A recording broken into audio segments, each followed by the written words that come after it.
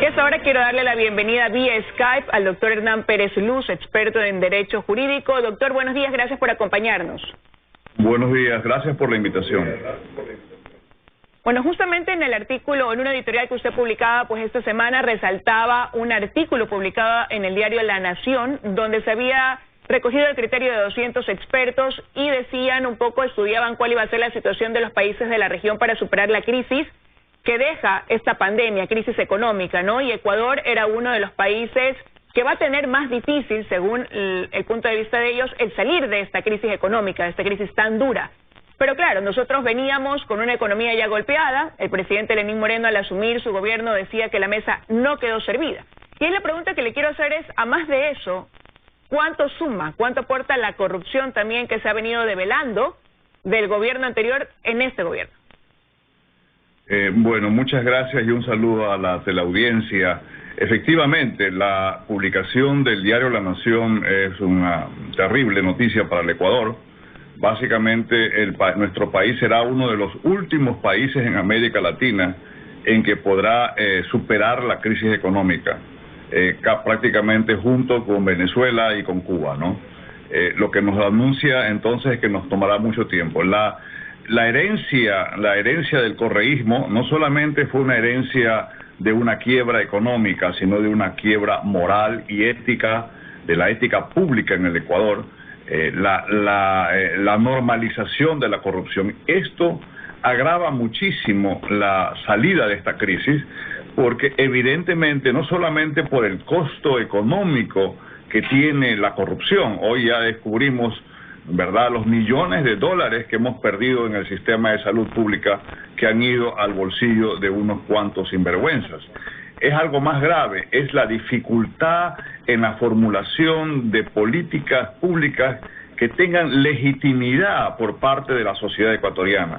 La sociedad ecuatoriana ha colapsado en su confianza a los poderes públicos debido a esta barbarie de la corrupción. Eso a este gobierno o al próximo y en general a los poderes públicos se les va a hacer muy complicado, ¿verdad?, aglutinarnos a los ecuatorianos, a unirnos a los ecuatorianos, a enfrentar esta grave crisis económica que se viene o que ya hemos comenzado a sufrir.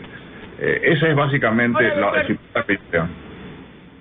Doctor, pero al momento de reconocer, ¿no?, que no había una mesa servida, ¿era quizás posible prever todo lo que eso implicaba, considerando lo que han denominado algunos como la farra de la década pasada, más aún cuando durante ese gobierno hubo una bonanza petrolera que el país quizás no había experimentado hace mucho tiempo atrás, pero que ahora vemos fue un derroche de dinero que no dejó ni siquiera reservas para afrontar una situación como la que estamos atravesando el día de hoy? Bueno, efectivamente, yo creo que lo he dicho en el artículo, ¿no?, en mi columna en El Universo, básicamente más que una farra, lo que aquí se cometió fue un crimen contra los ecuatorianos, ¿verdad? Fíjese, el gobierno de Colombia cuenta con alrededor de, o un poco más de 50.000 millones de dólares en reservas, lo que le facilita obviamente accesos a líneas de crédito del Fondo Monetario en unas sumas importantes para enfrentar la cuarentena y la recesión económica. Por eso en esa análisis que mencionó usted, Colombia es uno de los países que más rápido va a salir de la crisis económica. Efectivamente, el gobierno se quejó de que la mesa no quedó bien servida, pero lo que tampoco hizo, casi muy poco, para poner la mesa en orden. Es ahora, faltándole un año, cuando la crisis sanitaria lo golpea de una manera muy fuerte, que se cae en cuenta de que no debió haber postergado muchas decisiones económicas importantes durante 3 años. Lamentablemente estamos ahora a puertas de tener que acceder a un acuerdo con el Fondo Monetario Internacional, porque Liz, es la única manera como el Ecuador puede salir de esta crisis. Ahora, y usted ha calificado lo que sucedió como un crimen, y ahí yo le pregunto, doctor, si es un crimen donde usted avisora puede haber una sentencia. Bueno, la sentencia, un crimen es una sentencia que tienen algunas que ya se han dado. Esperemos que haya más sentencias como la que se dictó hace poco, gracias al esfuerzo, a la valentía y a la honorabilidad de la doctora Diana Salazar, que hayan más sentencias, porque la verdad es que nos hemos quedado asombrados, ¿verdad?, de la cantidad de corrupción que ha habido en el sistema de salud pública. Siempre se supo que las aduanas, los cargos en el servicio exterior, eran manera de repartirse botines políticos para de alguna manera sostenerlo al gobierno de turno.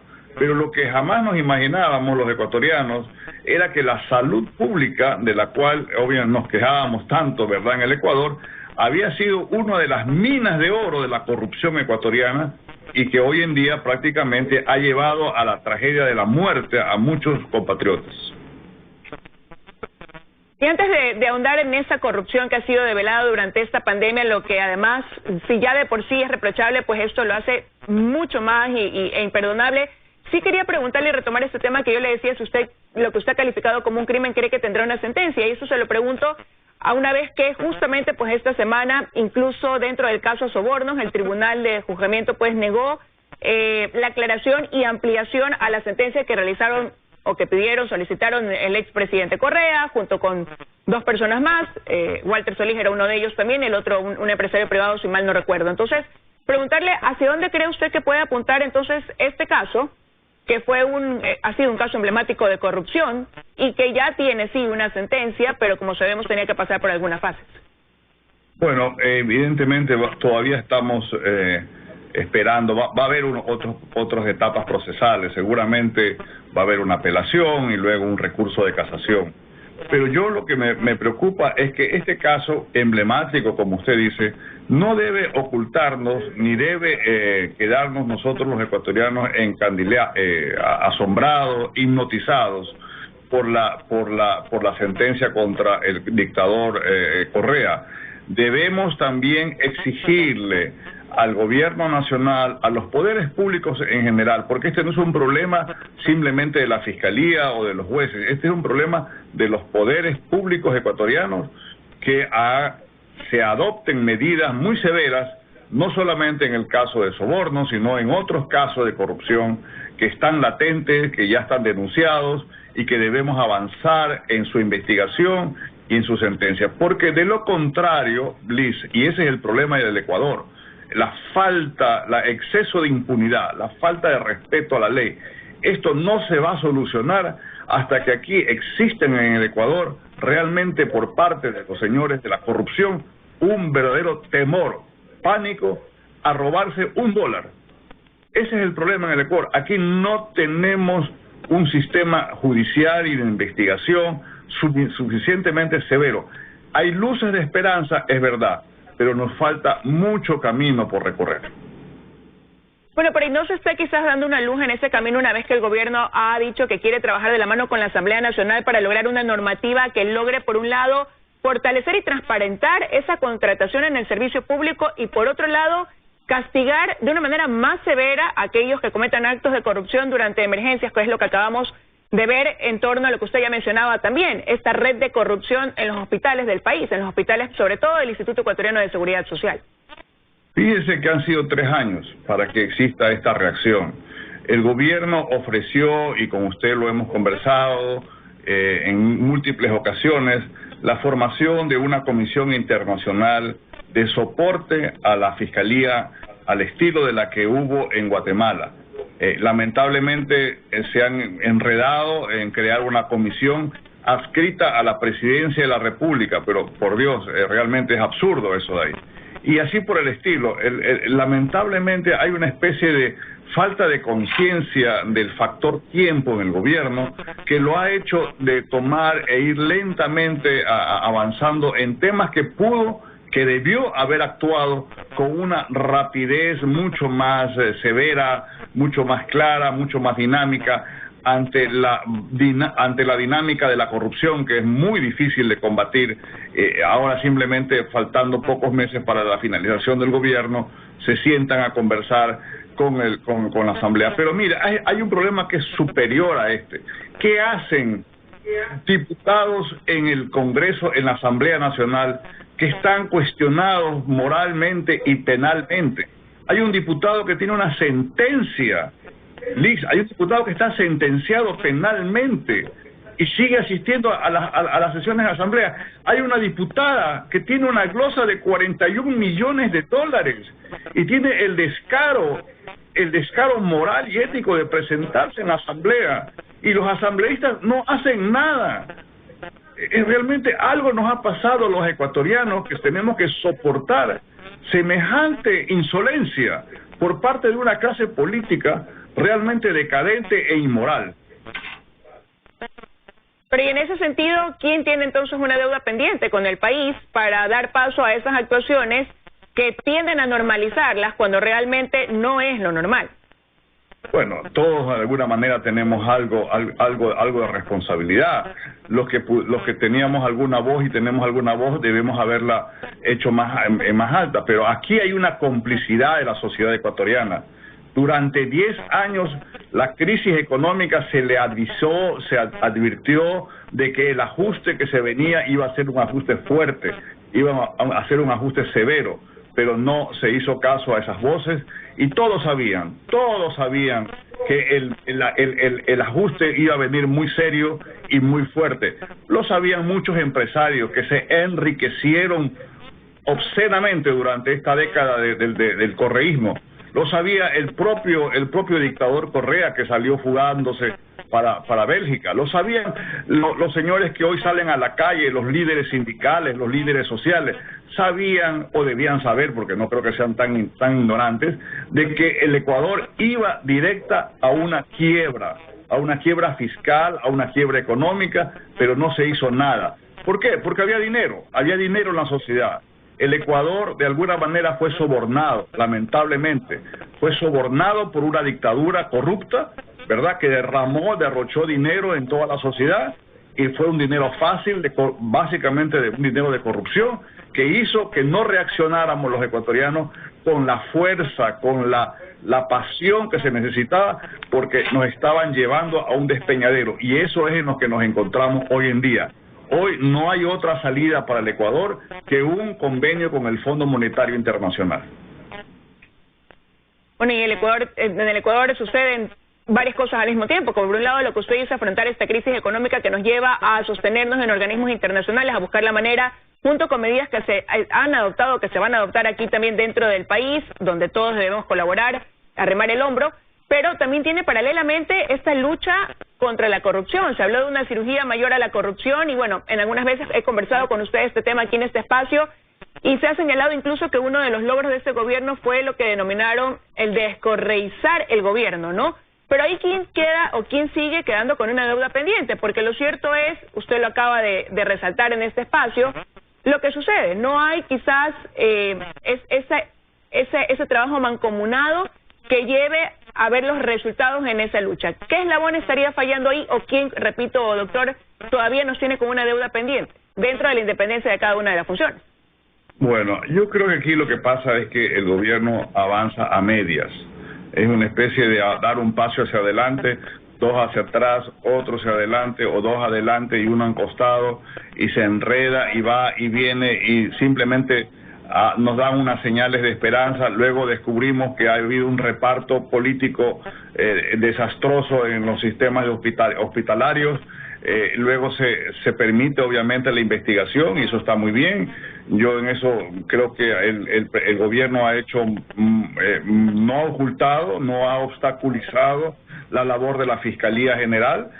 Hoy en día tenemos 13 hospitales del Seguro Social intervenidos y se están investigando y ojalá que se sancione, caiga quien caiga, como dice el señor presidente de la República. Pero por otro lado vemos situaciones que, por ejemplo, seguimos con un sistema de comercialización corrupto del petróleo ecuatoriano, ¿verdad? Hay ahí $4 por cada barril de petróleo que cae en manos de personas intermediarios que no deberían caer. No tenemos claridad con respecto a los contratos con la República con China. Simplemente se sigue insistiendo en que esos contratos no pueden enseñárselos a los ecuatorianos porque hay cláusulas de confidencialidad. Por Dios, en todas partes del mundo no hay una cláusula de confidencialidad que resista una orden de autoridad. si hay una orden de autoridad como la que ya ha dado el Contralor, de que se entregue y se revelen los contratos con China, tiene que hacérselo. No hay manera que los acreedores puedan oponerse a ese tipo de decisiones. Y la gama de situaciones es enorme, Liz, es para no terminar nunca, porque aquí lo que nos encontramos, créame, es con un régimen subterráneo de corrupción que ha ido enmarcándose y que hoy apenas llegamos a conocer un poco. ¿Qué hubiera pasado si no tuviéramos la crisis sanitaria? Pues lo más probable es que la salud pública hubiese seguido en manos de esta mafia de corrupción. Lo más probable, que no nos hubiéramos enterado de este problema. Entonces, de alguna manera, ¿qué estará pasando en el sistema educativo? ¿Qué estará pasando en la obra pública? Mire, durante más de 10 años el correísmo tuvo a un Contralor General que se jactaba de recibir las coimas al contado. ¿Usted se puede imaginar eso? ¿Se puede imaginar que teníamos a un Contralor que se jactaba de que a él las coimas se las daban al contado y no a través de transferencias como lo hacían otros colegas o otros miembros del gobierno de la dictadura correísta? Bueno, y esta es una oportunidad que tiene el gobierno, la asamblea, de poner en marcha sí esa normativa que permita sancionar o endurecer esas penas. Se habla de privación de libertad hasta 25 años, ¿no?, a quienes hayan incurrido en cometer actos de corrupción, sobre todo en una época de emergencia. Usted señalaba bien hechos que conllevaron o que le costaron la vida a muchas personas, y hay que verlo de esa manera. Pero, ¿qué aspiraría usted pase en ese sentido en estos 12 últimos meses que tiene el gobierno del presidente Lenín Moreno por delante? Bueno, tratándose de la asamblea, lo primero que tienen que hacer es separar del cargo de funciones a un asambleísta que está condenado por la justicia. Ese es el primer acto político, público, de confianza que podríamos dar. Y separar de funciones y suspender de funciones a una asambleísta, una glosa de la Contraloría General del Estado. No es una comisaría de esquina, con todo respeto a las comisarías, sino de la Contraloría General del Estado, de 41 millones de dólares. Vamos a ver, veamos un poco, porque ese es el problema del Ecuador. Se dice una cosa, se habla de 25 años, perdón, pero quizás no están enterados. Hay un proyecto de un diputado, creo que es el diputado Callejas, que lleva meses archivado, años creo, en la que exactamente lo que usted dice, se incrementaba sustancialmente las penas, ¿verdad?, las condenas a los delitos contra la administración pública. ¿Y sabe qué? No dio marcha adelante, quedó estancado porque los bloques correístas anunciaban denunciaron que eso era populismo penal. Populismo penal, esa es la nueva terminología cuando queremos incrementar las sanciones contra la corrupción, populismo penal. Y ese proyecto ha quedado ahí por años. Ahora vamos a ver qué van a hacer. Ahora, y definitivamente quizás eso sería más viable si es que sucediera que tras esta pandemia tuviéramos una sociedad más humana y más sensible. Y sí me leía con asombro en su último artículo que usted decía que no ve eso factible. ¿Por qué? ¿Por qué duda de que después de lo que estamos viviendo podamos salir las personas, la sociedad, de esa manera, doctor? Póngase la mano en el pecho y yo invito a los ecuatorianos. Hemos visto en estos días de crisis una actitud por parte de la dirigencia ecuatoriana diferente a la que hemos tenido antes. Ha habido, por ejemplo, una unión de los líderes políticos de apoyo al gobierno del presidente Moreno. Ha habido un gesto de unidad de la clase dirigente ecuatoriana.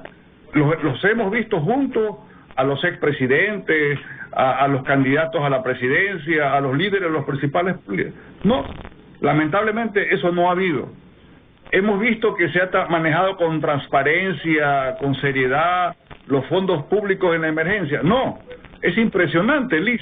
Durante la emergencia, mientras que una en un cuarto, como decía hace poco el vicepresidente Sonnenholder, mientras que él visitaba a los enfermos en un cuarto, en otro cuarto había gente robándose el dinero. El señor Lasso ha denunciado que las mascarillas que él regala en su programa que tiene, las compran a $6 el gobierno, el Seguro Social. Es impresionante, es 24/7 la corrupción aparentemente en el Ecuador. Hemos tenido una sociedad enferma, realmente que no tiene sensibilidad. Por eso realmente yo tengo dudas de que el Ecuador, quisiera que el Ecuador sea un Ecuador diferente luego que termine esta crisis. Tengo dudas y mucho escepticismo que así sea. Yo prefiero confiar en que esto va a ser la oportunidad precisamente para dar esos cambios y sobre todo esa sanción a quienes se han lucrado en medio de una situación de emergencia que, como decimos, deja dolor, una estela de dolor, de muerte aquí en el país, dentro de una pandemia, de una situación tan dura que nos ha tocado vivir. Quiero agradecerle, doctor, que nos haya acompañado esta mañana aquí en los desayunos de 24 horas. Bueno, muchas gracias. Que tenga un buen día, un abrazo a la distancia. Vamos a ir